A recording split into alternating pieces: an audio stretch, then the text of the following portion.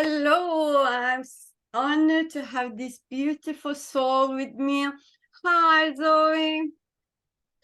Hi, thanks for having me on. Such a pleasure. Oh, it's a pleasure for me too. Can you please tell me about yourself and what you do? Certainly. My name's Zoe Hughes. I'm currently based in the UK and I'm a nutrition and health coach. I've been on a bit of a health roller coaster myself, and I live here with my husband and son, who are just my reason for everything.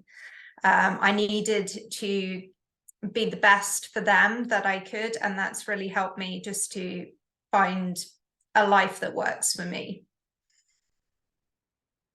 Thank you so much. Thank you. Can you tell me a little bit about your business and what you do there? Sure. So, as I say, I come from a background of chronic illness, actually, that was caused by burnout.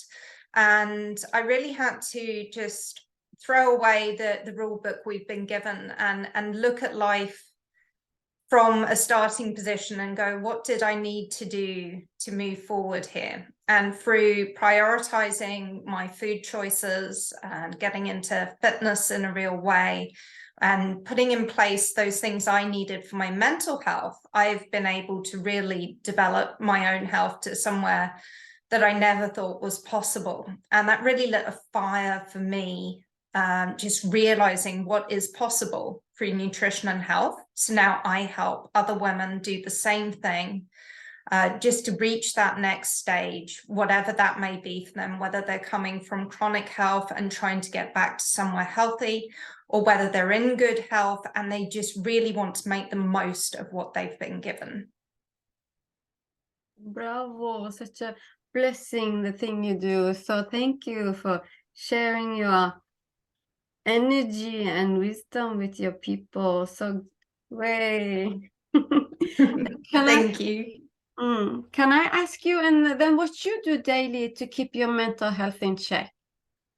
Certainly, as I say, it's something I've struggled with before, not so much in the ways that people would expect, but I've really seen the effects on my physical health when I don't prioritize my mental health. If I don't keep my stress low, that can manifest in so many different ways, and people don't even realize how much it can be affecting us. So I've very much built habits in every day, because I need to keep that stress low. And my number one way is through physical exercise. I go to the gym every day and do a training session, but then I have a very sedentary job. So I will make sure that I get out during the day and get some steps in. We've all heard it, but being able to step away from the desk and step outside, I think people underestimate, even if you live in a residential area, just getting that fresh air, just getting that time.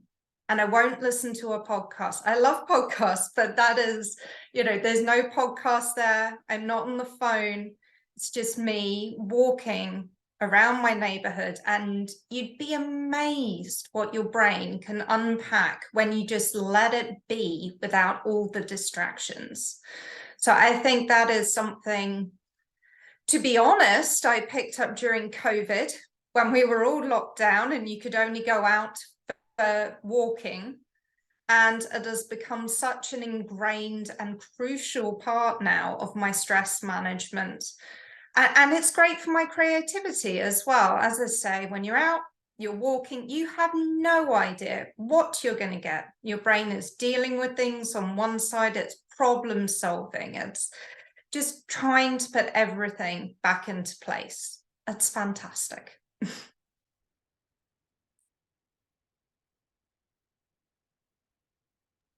Yeah. Oh, thank you for sharing that. Such a lovely and so good for you that you did this habit during the COVID. Wow. Very, very impressive, and not the drinking habit or something like that. You I gained something much better. Oh, wow, impressive. Can I ask you then, have you done any inner child work, and can you tell me about that and how you feel and what is important for you in about that? Sure. Now, the inner child concept's one I've only become sort of recently aware of. But it turns out it's one of those things that I've been picking away at without having a label. And I think the most important thing for me was realizing what those elements were from my past that I was missing in my life back then, and understanding how they really drive me forward. My husband has always said I have an ingrained need for security because I came from a childhood where I was passed along and I didn't have that sense of ownership of a home. So just being able to acknowledge that has really helped me to make choices that don't always on paper look like they are the most logical. But for me, I know that that security is worth more than anything else to me. Thank you for sharing that. Thank you. Are you? I usually don't ask this, but are you willing to get deeper understanding of inner child work and inner child healing? Are you willing to do that too? To be honest, I never count anything out. I am always learning new techniques in all areas. I'm an avid self-developer, so I am always reading on something and looking to explore so much. And I think so many things in life come from a better understanding of yourself, and being able to understand those motivations and what really drives you has knock-on effects in all areas of your life. So that's always something I'm trying to investigate further. Oh, cool. All those successful people never stop learning. So, way for you. And the last thing, do you have any advice for someone new in this journey? I would say the number one thing that you have to do is to set yourself up for success. Whatever it is that you need to get that headspace, to be able to move forward in a positive way, that needs to become absolutely non-negotiable. And non-negotiables don't happen by fluke. You have to make a conscious effort. What is going to help you to make this happen? What is going to derail you? Get rid of anything that's going to derail you. In some cases, this is something very simple, but it may even be up to the level of somebody who is toxic in your life.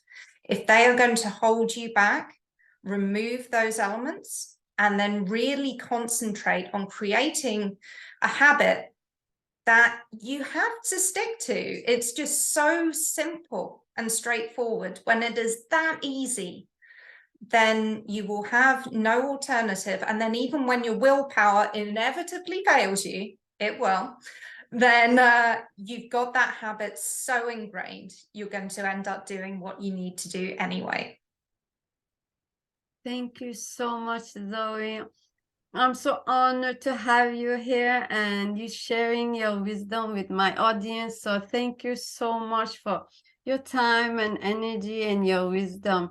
So I hope I can see you and have you on board again. So thank you for this time. Oh, thank you so much. I'd be delighted to come back anytime. Thank you. Okay, bye-bye.